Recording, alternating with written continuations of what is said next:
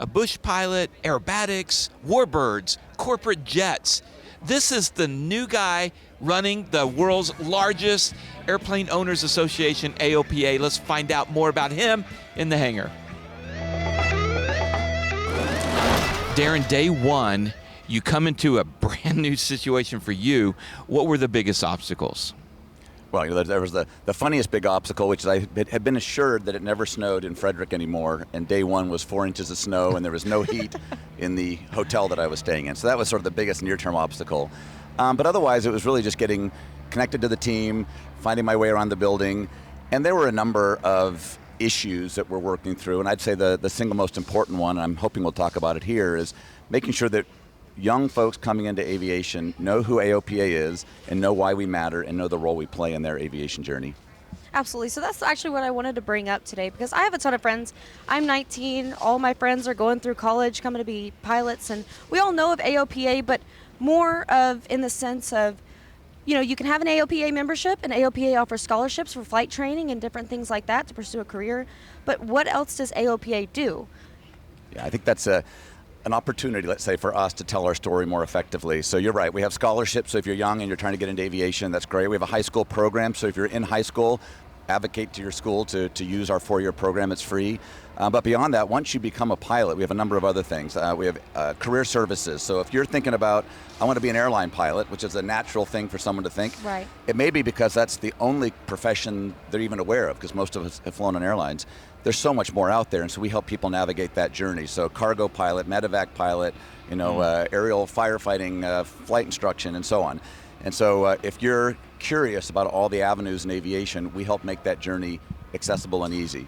We've also got services like our medical services. If you have issues or questions around medical, should you do basic med or not, we do that. We've got legal services, so if you have any kind of issue, you violate a TFR or something like that, we help you on those things. I'm going to stop you on those last two, because I know that when I was getting my pilot's license, which the anniversary was 10 years ago. Oh, that's awesome. Yeah, just a couple of days ago was my 10-year anniversary. Congrats. But so being a little bit older, getting into aviation, I had, of course you're on prescription drugs.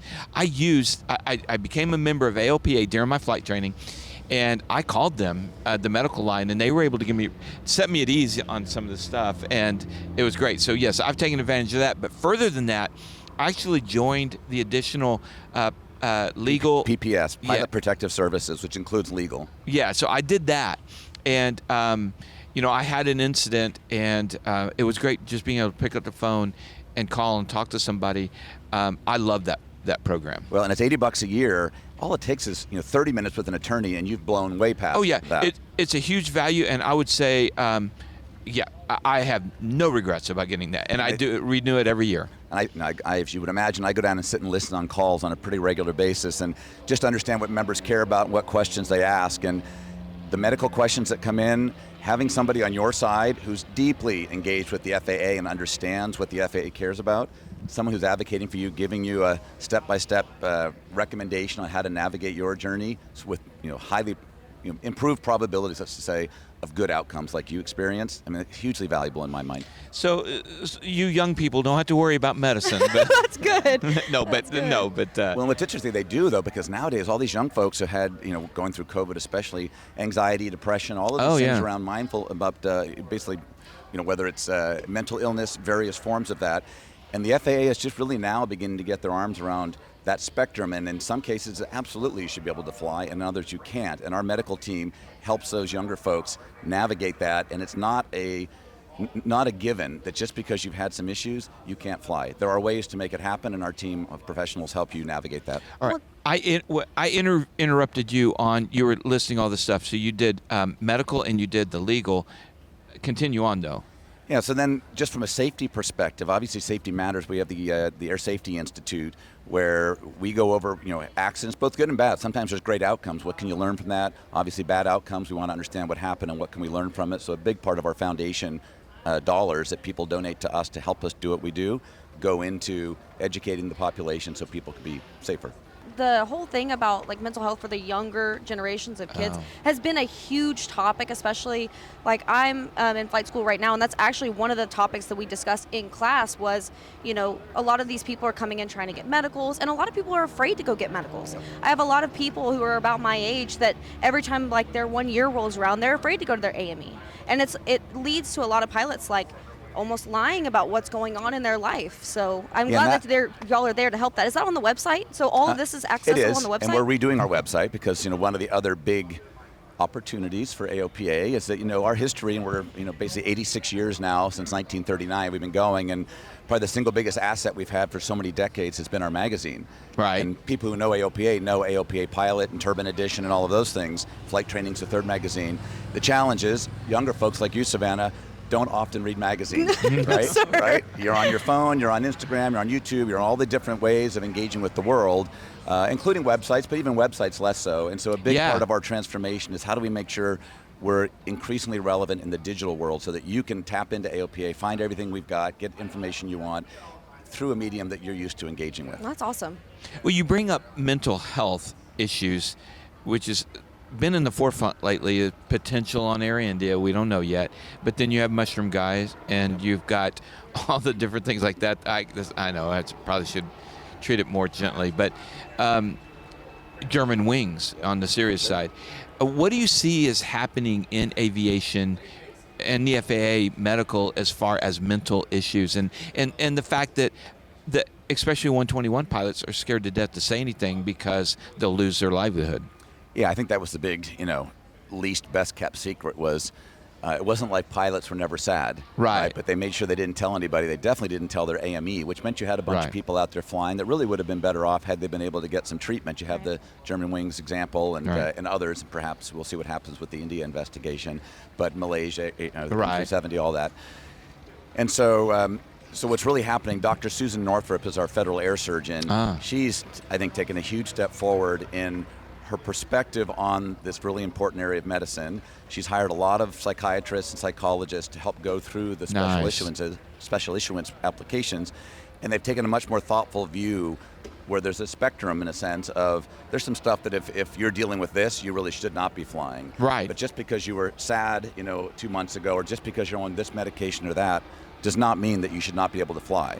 It may mean you don't get a first-class medical, you might get a second or a third, but historically, it was black and white. You were either always happy and everything was good and you didn't tell anybody if you were sad, or if it got out that you had issues, you're done. That's the end of your, which is to your point, that's why people hit it so much. So Dr. Northrup, I think, has taken a really positive step forward by shifting the FAA to a mode of acknowledging it's a real issue, acknowledging treatment can be helpful, and acknowledging that there's a pretty wide area within that world of mental health where continuing to fly is still completely acceptable. Well, that's awesome. You know, we're talking about the all the stuff that AOPA has, and I noticed too that you're wearing flying eyes. So I am, and you didn't just give these to me when I got here. No, you bought that pair several years ago before everything. So we're here at AirVenture at the Flying Eyes booth. And if you go to flyingeyesoptics.com, you can use our discount code, taking off, all caps, one word, to get 10% off.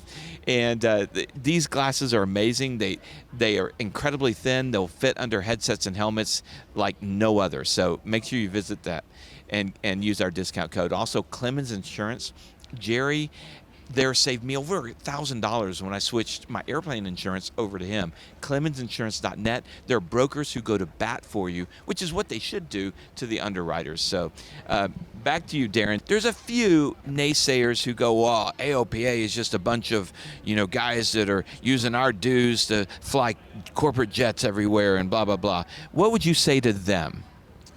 Well, I would say, we have a small number of airplanes, including an RV-12, which we help people fly. We've got a 180. In fact, that's what I was flying here, a 182. So you flew into AirVenture in a 182? Yeah. Well, okay, I want to make sure that. I flew at AirVenture in our 182. We have it here. Okay.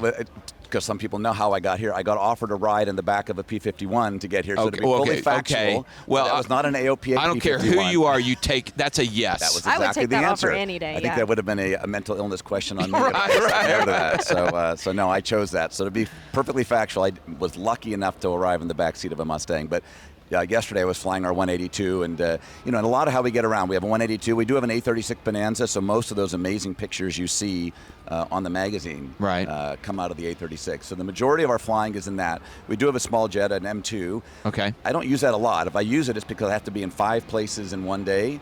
So mostly it's in Frederick, but it mostly stays there. But this is general aviation, and that is part of general aviation. So to the extent it makes sense to go somewhere, you got 4 or 5 people, you got to be in 4 locations over the course of 7 hours, we do that. But I mean, I can absolutely represent to the members, we only use that airplane if it makes complete economic sense for a trip we have to do. Well, if you're not, riding around in luxurious jets, you're telling me you're flying around in a 182, what is the majority of the AOPA money going towards? What's special about y'all other than the, the tools and stuff that you listed earlier? Yeah, the majority of the money that we have comes from 2 sources. One is member dues, the other one is donors into our foundation. If I go in reverse order, the foundation is really focused on the programs that we use to help bring aviation along, get people in. So our high school program I mentioned earlier, the scholarships I mentioned. We have a Rusty Pilots program, so that if somebody has been in flying, got out, maybe had kids, got busy, job, whatever, and wants to get back in, we have a program to help people get back in. We help people stand up flying clubs to keep the cost of flying as low as possible. So those are all examples of things where donor money goes towards those programs, not membership dues, and it plays a big role in helping keep aviation vibrant. On the dues side, it's what funds the medical services we talked about earlier, the legal services. We've got something called PIC, our Pilot Information Center, where you can call up, and if you want to fly to Canada and don't know how to do that, you want to buy an airplane and wonder about how to do that, you want to ask somebody about an engine issue you're having on your plane, we have AMPs on staff. You want to talk about different insurance options. Oh, I didn't know about all that. To be honest with you, that's been my biggest learning, having arrived at AOPA, is we do that. Well, as you're listing it all, I'm going, I need to call them about this and that. I mean, I didn't realize that was there. So this is on us, right? I mean, that's one of our big agenda items now, is how do we make sure that more people understand the full breadth of what you get from AOPA, and it really is soup to nuts. Your entire journey in aviation, whether it's professional or recreational, we've got services to help you make the most of it, and it's $89 a year. And if you're a student, it's far less than that, including free to get started with AOPA. So I think that's on me and on the leadership team now to really make sure going forward that the story of why AOPA exists, what we do to help you, and why basically I believe everyone should be a member, including the advocacy stuff. I was just about to mention. I was just about to bring up advocacy if you didn't, because I know people's eyes glass over a little bit when we say the word, but to me it's really important, especially when I look around and see what's going on. But speak to advocacy. Yeah, it's kind of the behind the scenes thing we do that I would argue is probably the most important thing that AOPA does. And what do I mean by that? Well, for anyone who's traveled the world, what we get to do in aviation in the U.S. is unlike any place else in the world. I was just in Europe a few weeks ago, in Germany, and it's maybe 1/10 of what we have here in terms of the freedom to do what we do, the diversity. There are more airplanes in Florida than there are in all of Europe. Wow. So just to give you a sense, more general aviation airplanes than there are in all of Europe. Gives you a sense of how vibrant it is here.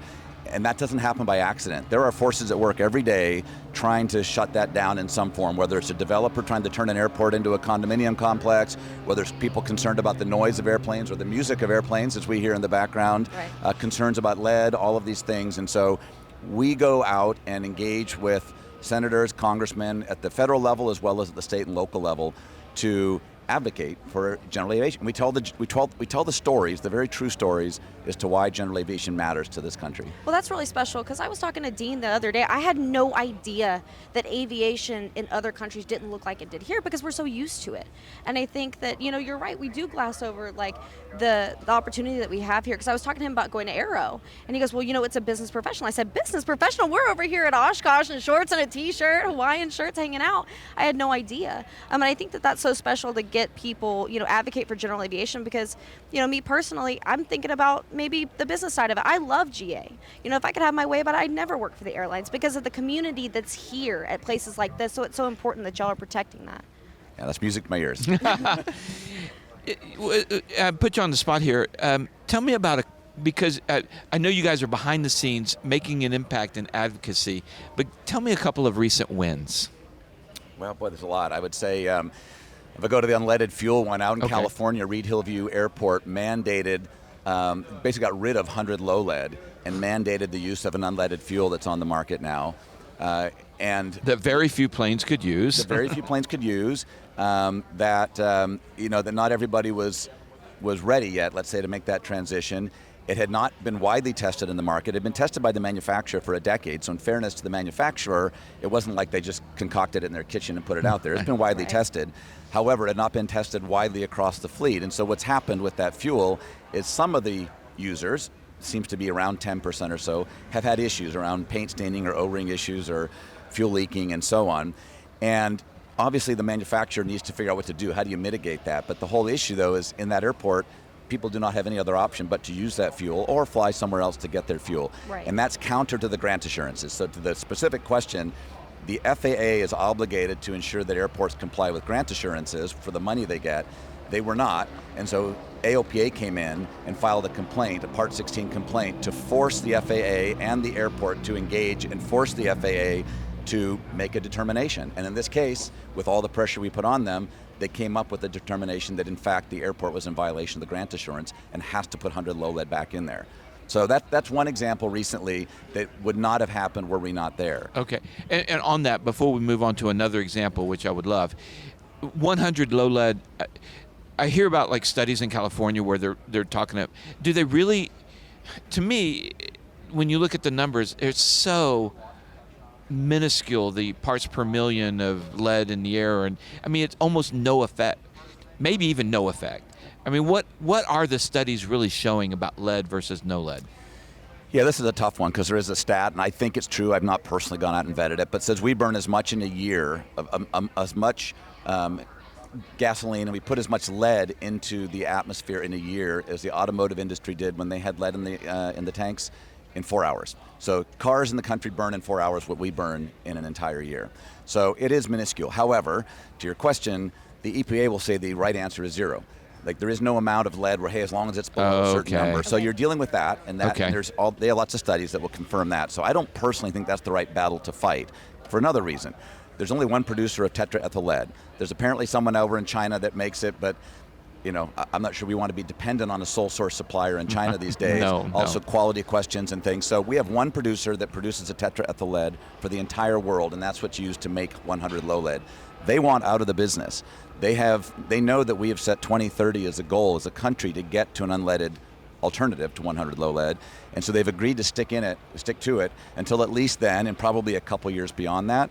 But they've been very explicit about wanting to be out of that business and their intention to shut that plant down. So no matter what we can argue about, is it a little bit of lead, more lead, less lead, lead is going to go away. Okay. So our focus has to be on getting to an alternative option. Okay. So another example of a win, of an advocacy win. Absolutely. Yeah.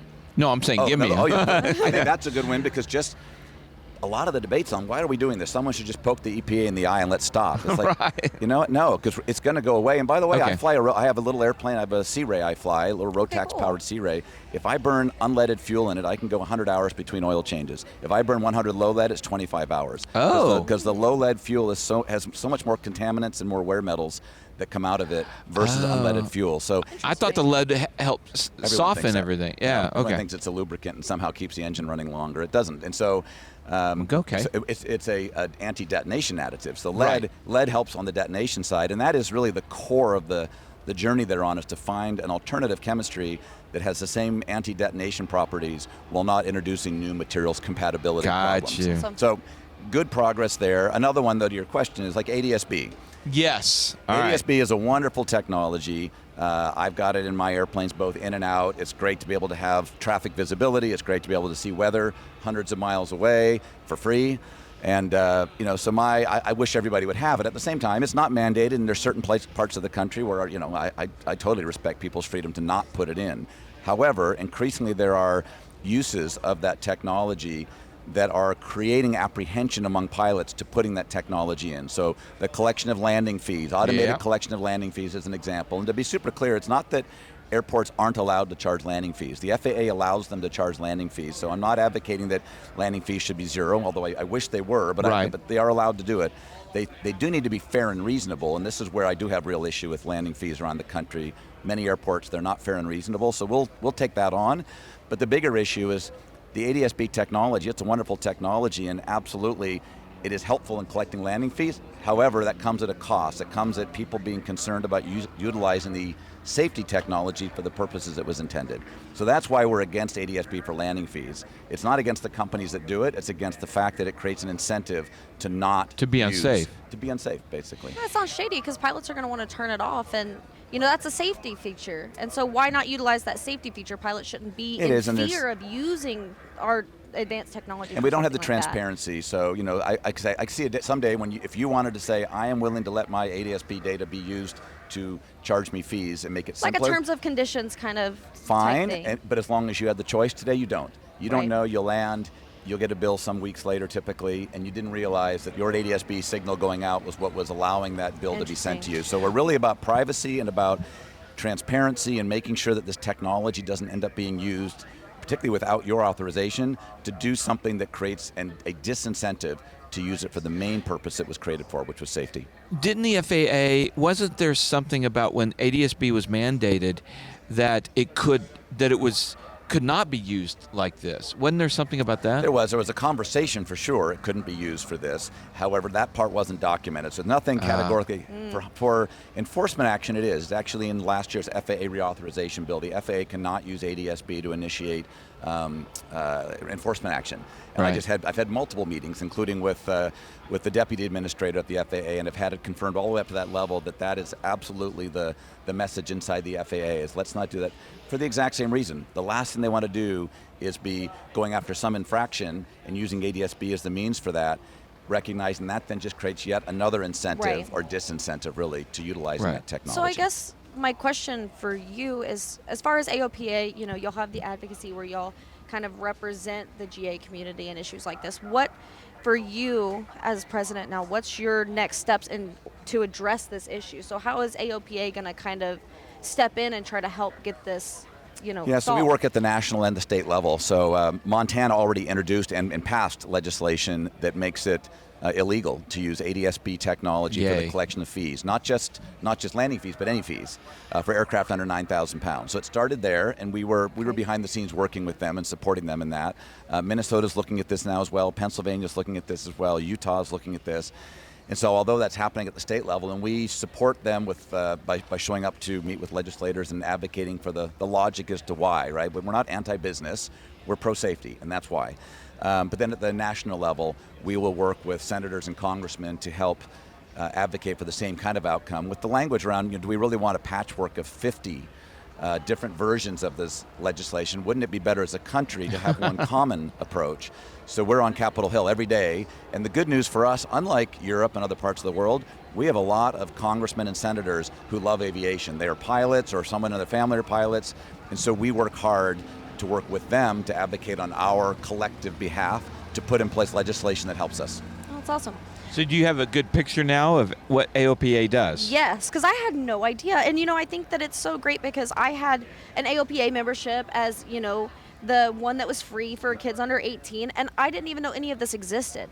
So I feel like there's so much that kids can get out of it that we don't even know it's there to utilize. Because I would have utilized a lot of things, like especially for questions, because you never know, like if to have a reliable source that actually has the answers is better than just going around hopping to try to get an answer out of something. Well, and you can call up to AOP any day. Pilot Information Center will answer, and you can ask almost any question, and it's all included in your dues.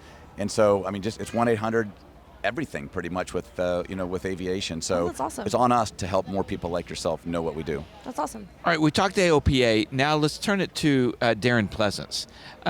You are one of those who got your private pilots at the youngest age you could. You were 17.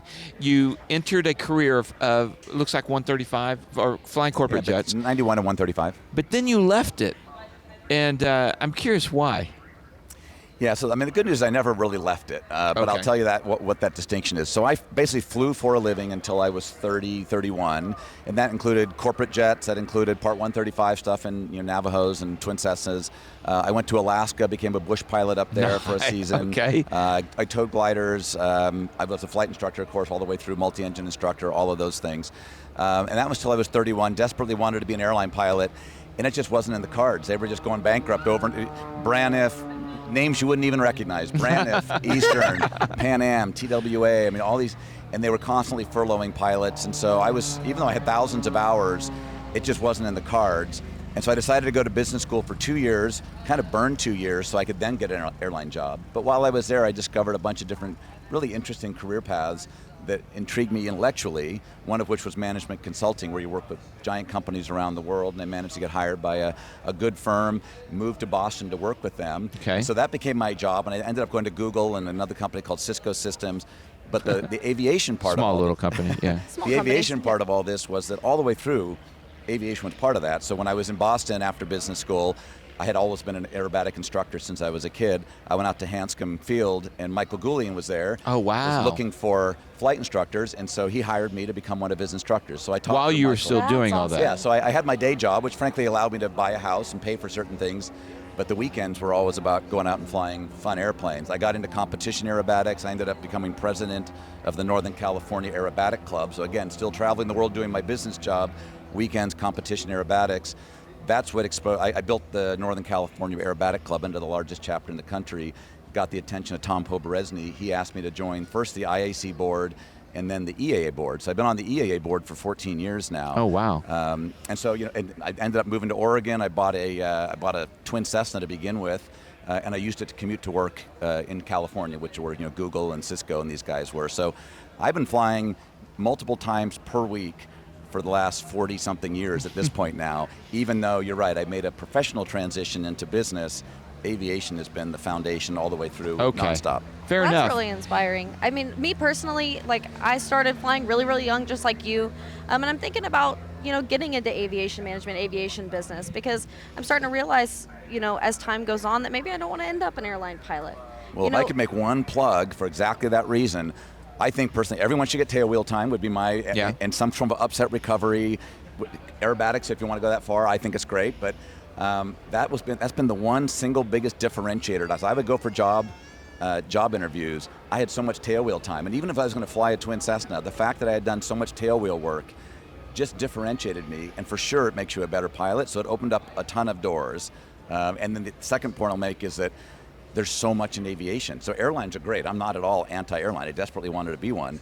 But then when it didn't happen, it's like, wow, well, there's cargo, there's medevac, there's fractional jets like net jets, there's corporate jets like I used to fly, aerial firefighting, all of these things. There's so much stuff, and so a big part of what AOPA does and will do more of is help to make sure that individuals who want aviation to be part of their life can come to AOPA, and we show you how do you go down any one of those paths, and what are the things you'd be doing today so that opportunity was more likely available to you, X months or years down the road. And that's a layout. So if I go to AOPA and I say, I want to be a crop duster, is there a layout of the steps you would take, and AOPA offers that pathway? Not pathway, but almost like a user's guide. Basically, user's guide to your dream career. Yeah, and it'll get thing. better and better. So, what we have today are web pages say this is what it's like to be a crop duster, and here's maybe the different flavors, because you got rotorcraft, you got fixed wing, right? Right. Not all crop dusters are the same. Here's what the skill sets tend to be of people who do that. Here's how you can build those skill sets. These are the kinds of training you would go get, or the kinds of companies you'd work for. Here's typically what the salaries would be. Here's what the lifestyle is. If you're someone who hates to be up before 6 in the morning, you might not want to be a crop duster, right? So we try to bring those things to life, and this is one where I'll give us a B on that today. It's going to be an A+ over the course of the next year, because we're going to add more video versions of that, because it's kind of today built on our legacy of print, of written. It's on the website, but it's written. We want to have people who do that. They're all on their day. phones. And And I want to have crop dusters. I want to have medevac pilots. I want to have aerial firefighters. How the heck do you get to be the person dropping fire retardant on Los Angeles last winter? Right. Well, we know people who do that. People have come to me already. I want to help tell that story, because unless you happen to live next to one of those people and run into them out in front of your house and they tell it, you have no way. Absolutely. To figure I out what it lived takes right to do that. next to an airport for 11 years, 4 minutes down the road from an airport, and never been in an airplane in my life. I had no idea it was there until somebody we want to drugged me out remove there. some of the serendipity. Serendipity plays a lot of role in most of our lives. Right. We want to remove some of that, though. The only reason I went and became an Alaska bush pilot was because I happened to walk by someone who said, "Are you going to go to that Alaska bush pilot talk tonight at the college campus?" Had I not that's come crazy. past that, I never would have even thought that might be something I would do. And the next thing I knew, several months later, one-way ticket to Fairbanks, knocking on doors looking for a job. So I want to help remove some of the need for that, because I was lucky in that case. Right. We can help tell those stories through AOPA. You didn't come up through the ranks of AOPA to become president. You're an outsider basically coming into AOPA. How did that work out? Yeah, it's kind of outsider, but as you know, the aviation industry is so small. So small. Yeah. It is so small, and 2 degrees separation, almost all at the most. So I had been on the EAA board, and so I at least had proximity to membership organizations, and I love EAA. It's an amazing organization, and how can you not love what we have here at AirVenture this week? And so through that, I'd met Mark Baker a few times, so I at least was in that orbit. I had been at a number of good companies who also have people who love aviation. Larry Page, the founder of Google, loves aviation. When he would come here, I was his host, walking him around AirVenture. Oh, wow. You would never think of something like that. And so there was enough intersections of people that when Mark Baker was deciding he might step down, he provided a list to the board of people that he thought might be intriguing candidates. And it's an interesting job because it is a business in a sense. It's a mix of nonprofit and for-profit. So you have to understand how to run that. You have to lead people. You have to have some street cred when it comes to aviation. And so the fact that I've done so much from backcountry to warbirds and corporate jets and all that, you have to be able to talk to people and hopefully be somewhat approachable. And you have to advocate for the future. Like we have to be able to move into the future. And so for all those reasons, the board was looking for someone who appeared to have those attributes, and there were several. I wasn't the only one they were talking to for sure, but that's how I ended up being on the short list and ultimately the finalist to say yes to this role. So you, branching off of you having the attributes to be able to go talk to people, so I hear that you do talks, and so are these like inspirational talks, educational talks, or is it more of like the political side of the industry? What are you speaking on? Yeah, I can assemble a bunch of different talks, and unfortunately, so because the one I do the most of the pilot town halls are basically a little bit of my background, like why am I here in front of you, but really what's happening in general aviation. A lot of good stuff is happening. It's not all doom and gloom. A lot of good stuff, but then what are the challenges we face? Whether it's the ADS-B topic, the unleaded fuel topic. So I do that one a lot. That's kind of my standard one. I've done a lot of interesting things, competition aerobatics, bush pilot in Alaska. So some of the talks are about what's that life like and how do you get into it. I wrote a book a couple years ago called True North, and that one's really about living an inspired and fulfilling life. The concept being a fulfilling life is one when you get to the end, whenever that is, you look back and go, I led a great life. Like I did something meaningful, and you feel good about it. And the inspired part is you wake up in the morning with a level of energy about, I can't wait to take on the day. I love what I'm doing. And so how do you build a life that has the most of fulfillment and inspiration? And I've had a chance to work with so many people who have had that in their lives. So the book is about that. So I do talk a lot about lots of younger folks, to parents whose kids are struggling with what to do in life. I talk to them about learnings from across all of these people, not just my life, but others, around how you craft an inspired and fulfilling life. So those are a sample of the kinds of talks I do. Where can we find the book? Amazon. So it's been a bestseller on Amazon. Just look up True North, a handbook for inspired living, or even just True North and Pleasance. If you just type in my last name, you'll find it.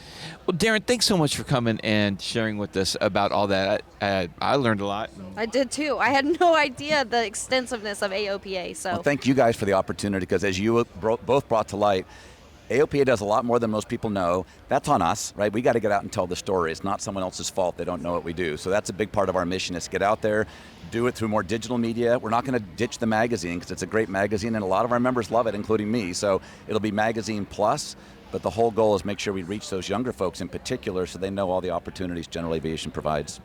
Very good. Thank you, Darren. And guys, do check out AOPA. I was a member when I started my flight training. You got a student membership as a teenager. Yes. It is very valuable. There's a lot of stuff that I learned that I could even be using it more. So, I encourage you to sign up for AOPA. And also, I encourage you to visit our sponsors. So we have 67 Designs. They make the best camera, tablet, cell phone mounts for your plane, your boat, your car. 67D.com. Also, Marshall Protective Services, MPS Protects, Personal Protection Elevated. Z-Vision, the brightest landing and taxi lights out there. I've got a couple on my 210 Lola, and it just, I get comments from over the radio about, wow, look at those lights. We can see you miles away. So Z-Vision, xevision.com. And Colton Mortgage, coltontakingoff.com for your residential or refi need. Check out Colton Taking Off. Thank you guys. We'll see you next time in the hangar.